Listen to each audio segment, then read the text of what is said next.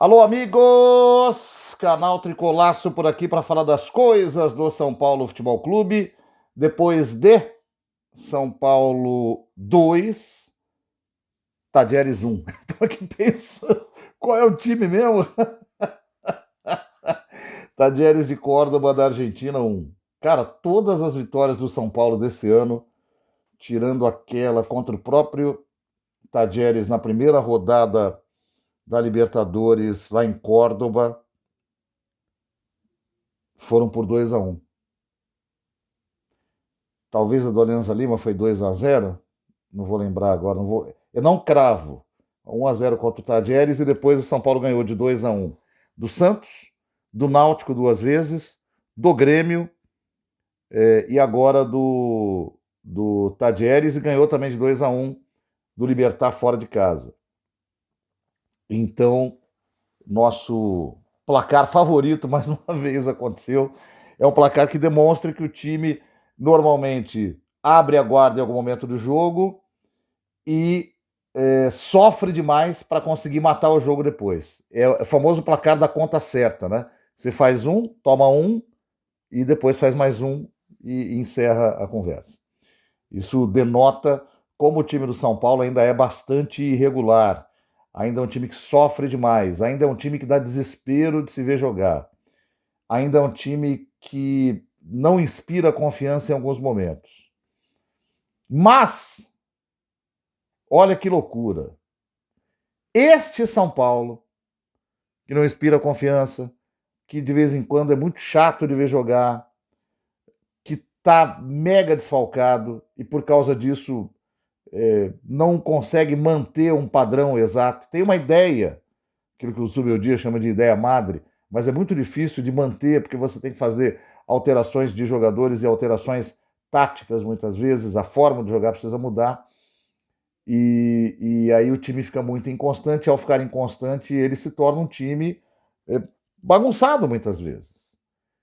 Esse time com dificuldade de ganhar no Campeonato Brasileiro, esse time que tem muita dificuldade de marcar gols, chega à 6ª rodada da Libertadores da América como líder do seu grupo, invicto, somando com a Libertadores do ano passado, invicto a 15 partidas, 15 partidas sem perder na Libertadores, e o mais incrível, segundo lugar geral de toda a Libertadores da América na sua primeira fase. Se você não parou para olhar, o São Paulo é o segundo lugar geral da primeira fase da Copa Libertadores da América. O Palmeiras está à frente, ficará à frente, vai jogar ainda essa semana, porque mesmo que perca já está à frente, mas não vai perder. Quem pode alcançar os mesmos 14 pontos do São Paulo é o River Plate, mas cujo saldo de gols é pior, e para atingir saldo de gols precisa de uma vitória maiúscula, que talvez não aconteça. E o Central Córdoba, que é do grupo do Flamengo, vai pegar a LDU amanhã, e que mesmo que vença, também tem uma diferença de gols que não atinge, e outra, tem derrota também, coisa que São Paulo não tem, que não atinge a diferença para que fique à frente do São Paulo. E o número de vitórias vai ficar abaixo, por exemplo. Então, o São Paulo, com 99%, é o segundo lugar geral da Libertadores da América, acredite você ou não, com todos esses defeitos. Então, esse é o tipo de situação que faz com que a gente pare para pensar no nosso tipo de crítica, não na crítica, porque a crítica tem que continuar existindo. A pegação no pé é necessária, a chamada de atenção é necessária, mas o fanatismo, muitas vezes, ele escolhe errado pra caramba as palavras, a forma e o motivo da crítica. Então, elegeu-se o Zubeldia como grande pecador desse time do São Paulo, quando na verdade o Zubeldia é o portador de uma dificuldade absurda, que é ter um elenco que nunca joga, que tem qualidade e que nunca joga, e conseguir tudo isso com um elenco que é possível de jogar. Então, isso precisa ser levado em conta.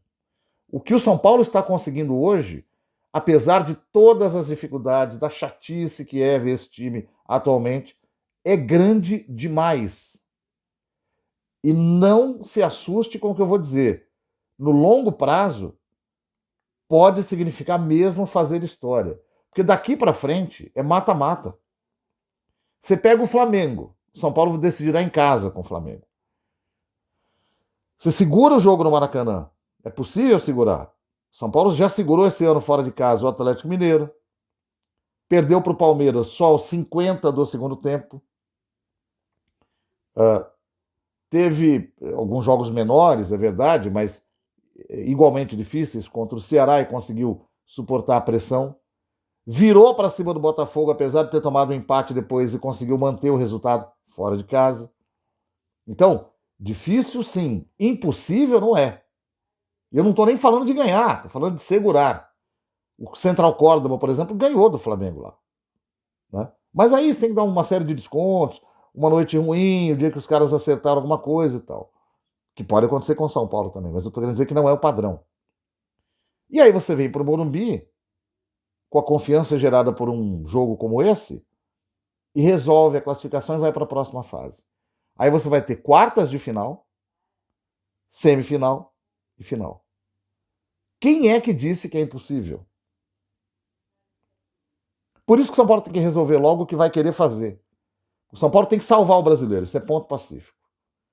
Para salvar o brasileiro, tem que abandonar uma das Copas.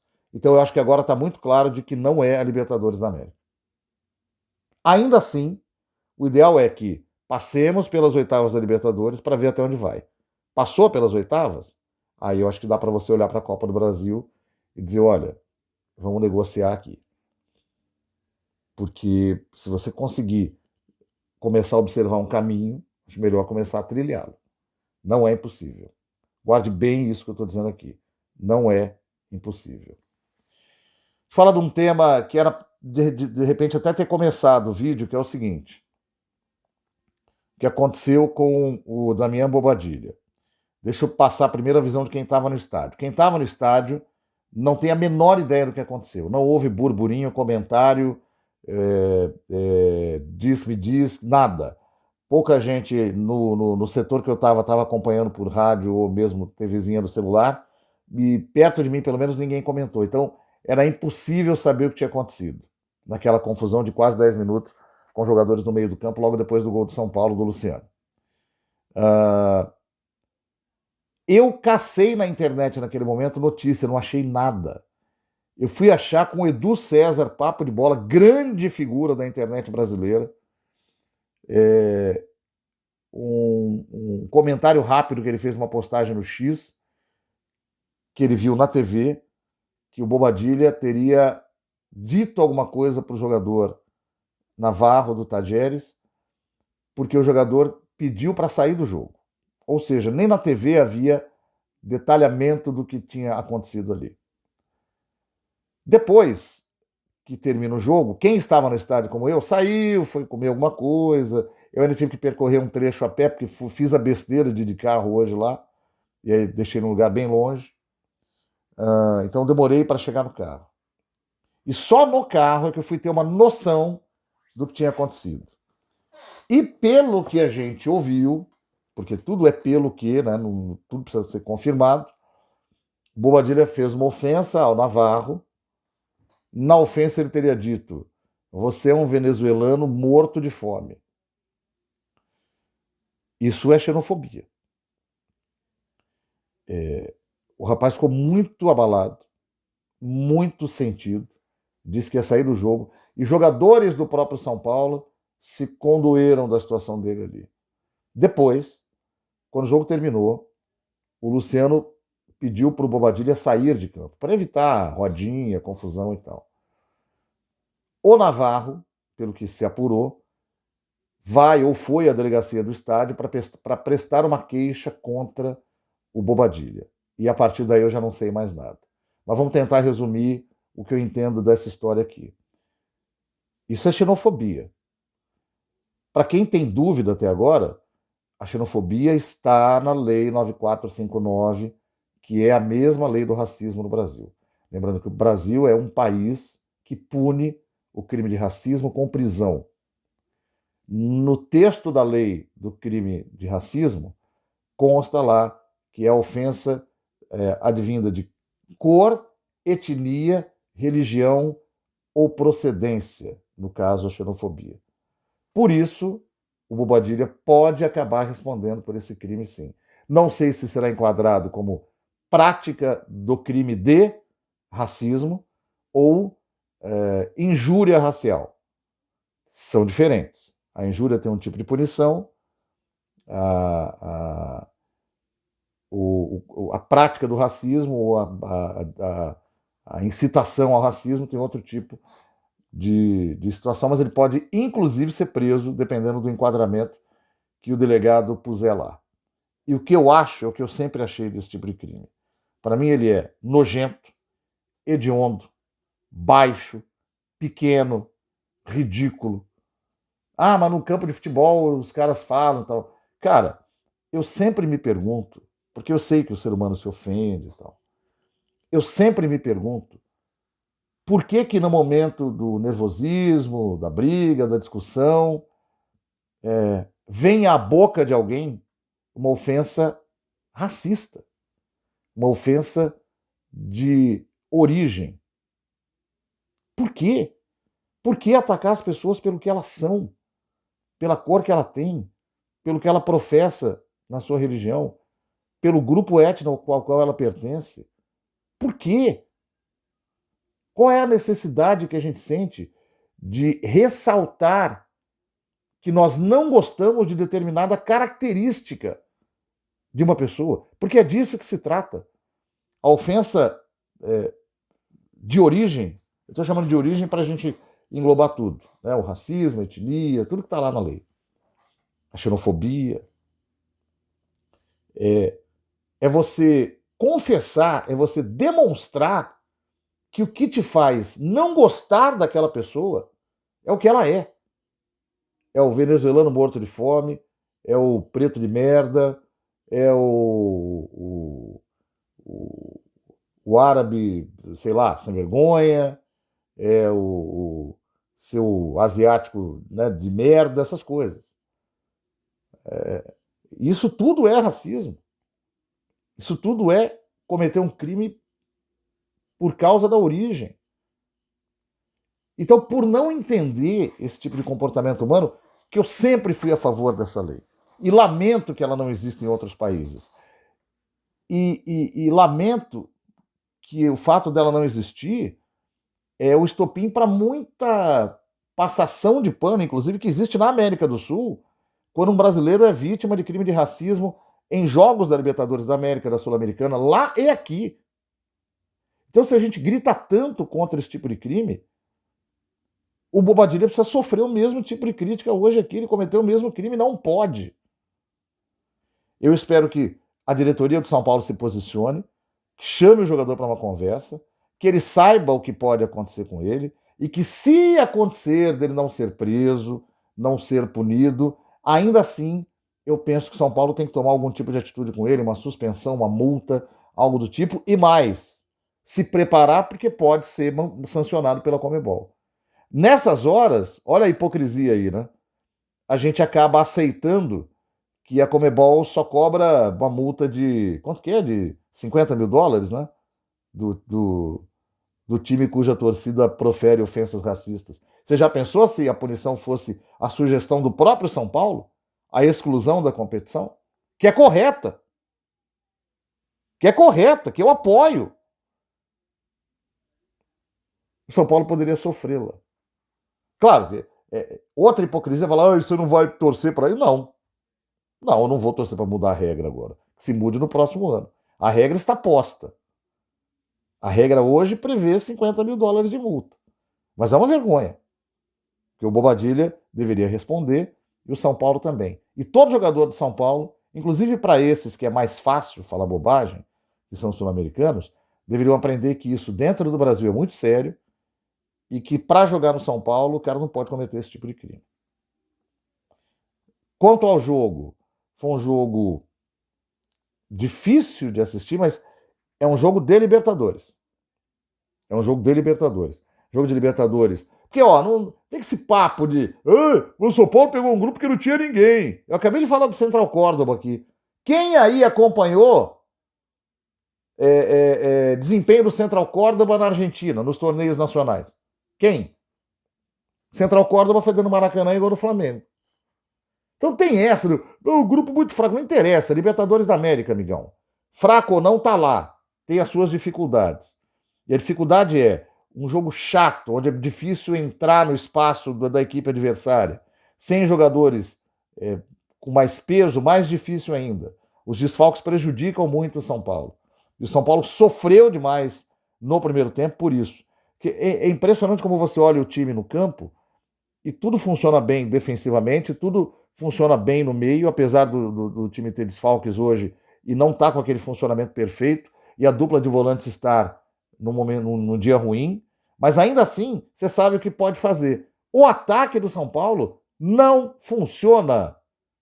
Não funciona. É incompetente, é impressionante. É um ataque que não consegue chegar na cara do gol, não consegue chutar no gol. Tem jogado muito mal, especialmente o André Silva. Especialmente o André Silva. De novo. E hoje ele saiu. Finalmente saiu. Porque ele nunca sai. E o São Paulo fez gol depois que ele saiu. Ainda assim, o São Paulo conseguiu fazer um gol na cabeçada do Sabino, meio torta, meio que encosta no zagueiro, entra no gol, tira do goleiro. São Paulo vence por 1-0. E já estava naquele momento melhor, porém ainda com dificuldade. O Tadieres se aproveitou de um erro triplo do São Paulo. Primeiro que provoca uma falta do lado direito desnecessária, depois marcação frouxa ali na entrada da área, e aí a bola vai para dentro da área, todo mundo sai para deixar o jogador em impedimento, menos o Arboleda que dá condição, e o time do Tadieres empata 1-1. E a partir daí o Tadieres vai para cima, pressiona, sufoca o São Paulo, e só não faz um segundo gol porque comete erros também.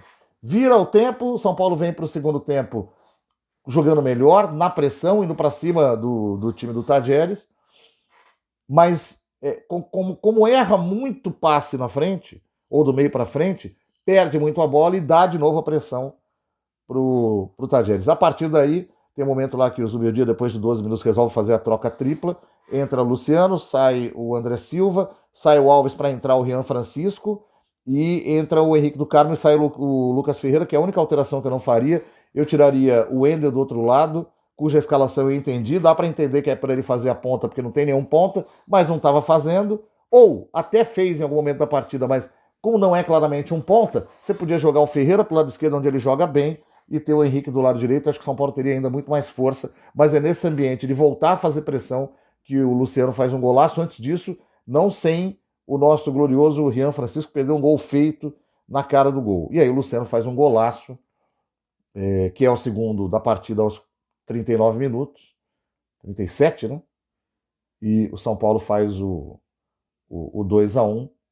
E a partir daí, na verdade a administração vem depois, porque aí é que dá a confusão do Bobadilha, quase 10 minutos parado o jogo. Depois que termina essa confusão, o jogo volta, o São Paulo administra, 8 minutos de acréscimo e termina com a vitória em ritmo de Libertadores, com torcida cantando, apoiando, enfim, fazendo tudo do jeito que tem que fazer. O Zubeldia merece um destaque particular, porque tomou outro cartão amarelo e não estará no banco do São Paulo no primeiro jogo das oitavas. E o pessoal brincava, né, dizia que o Zubeldia só tomava cartão no Brasil porque os árbitros aqui são muito chatos. E era só olhar que na Conmebol os caras são mais tolerantes. Depois ele tomou 3 cartões na Conmebol, na primeira fase. Então é o seguinte, eu li hoje na internet e vou aderir ao mesmo manifesto aqui. A partir de agora, Luiz Zubeldia tomou cartão amarelo, multa no salário. Atrapalha o time, cara. Pô, e na coletiva, eu consegui ouvir o começo da coletiva quando estava vindo para cá, ele se recusou a responder se ele faz falta ou não. Claro que faz. A abordagem dele num momento de crise como esse do São Paulo é melhor do que a do seu auxiliar direto, que é o Maxi Cubeiras, que é claramente o sujeito mais fraco. Não, tudo bem, faz bem para a equipe dele lá e tal, mas não funciona na beira do campo. Então, a diretoria tem que falar, amigão, quando você tá lá é de um jeito, quando você não tá é de outro, então, como você faz falta, você tomando cartão amarelo agora você toma multa. Ah, mas o árbitro... Bom, então não faça bobagem. Porque os meus dias tomam cartão porque sai da área técnica, porque vai na linha de fundo, porque entra, bota o pé para dentro da linha lateral do campo, coisas que ele sabe que não pode fazer. Não é porque ele brigou com o árbitro. Ele também toma esses, mas muitas vezes toma por bobagem, coisa de criança, infantil. Precisa parar com isso, cara. Prejudica o time. Atitude lamentável a sua. Que é isso, rapaz? Oh. Vamos lá. Depois do jogo de hoje. Cara, o Rafael tá numa... Sei. Rafael tá inseguro nos últimos jogos. Fez uma baita defesa no final, mas tem coisa que não tá legal, não. 6,5 para ele. Ferrarese, de novo, o homem que se desdobra pelo lado direito. De vez em quando um pouco estabanado, vai ficar com 6,5. Arboleda. O Arboleda hoje abusou das chances de erro que o jogo muitas vezes dá. Ficou em posição, deu condição para o jogador do Tajeres fazer o gol, rebateu mal algumas bolas, tocou errado outras. Vai ficar com uma nota 6 hoje. Já o Sabino fez gol, tomou bola que ele levou, fez condução até quase a área adversária, quase fez um segundo gol, trabalhou bem na defesa também, nota 8 para o Sabino. Enzo Dias, de novo um lutador ali do lado esquerdo, jogador que se multiplica, que é importante para a equipe, nota 7 para ele.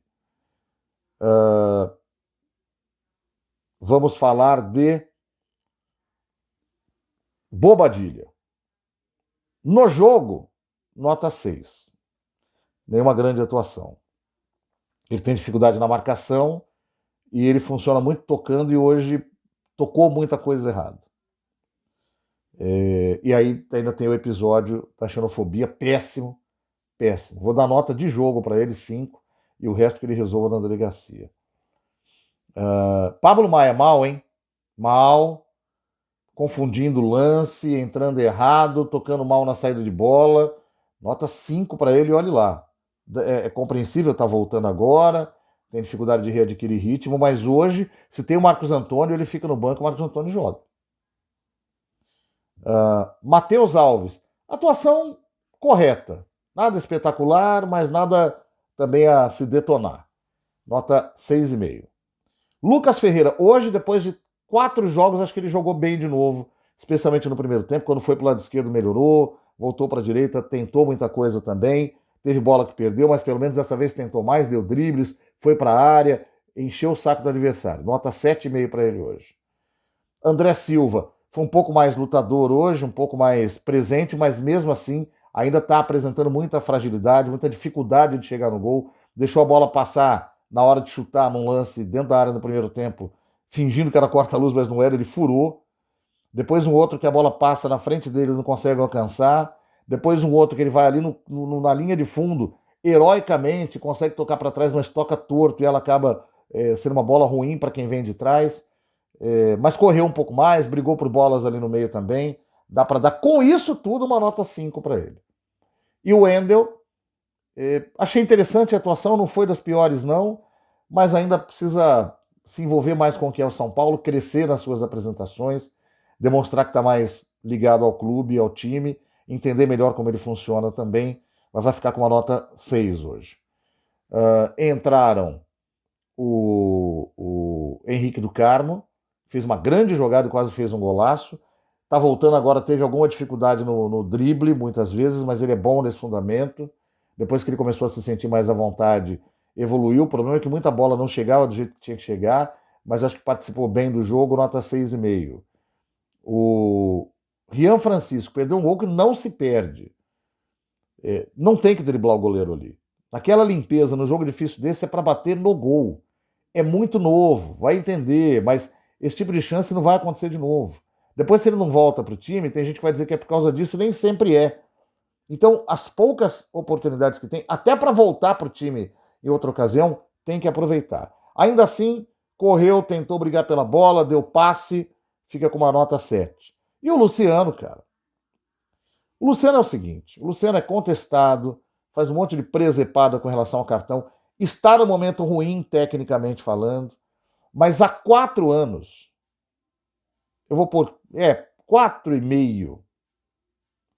Não, já vai para 5, né? Vamos pegar metade de 2025. O Luciano é o jogador mais importante desta fase do São Paulo. Ele é o maior artilheiro desse período. Ele é o jogador que pilha o time. Ele é o jogador que chama a atenção dos outros companheiros. Ele é um cara que acompanha o time, torce pelo time, quer saber o que está acontecendo no time, se interessa pelo time. Tem suas idiosincrasias lá, marrentão, reclamou muitas vezes, mas já ficou no banco uma montanha de vezes e você não vê ele fazendo climinha por causa disso. E foi lá e fez outro golaço, gol de quem sabe que tem que decidir o jogo, passou na frente, tem chance, bate no gol, bateu, fez um golaço, então leva a nota 9 só por esse conjunto de atuação aí. E esse é o nosso resumo, espero que tenha conseguido acompanhar, foi longo, mas precisávamos falar bastante, especialmente do tema do Bobadilha também. Valeu, gente, obrigado, até a próxima.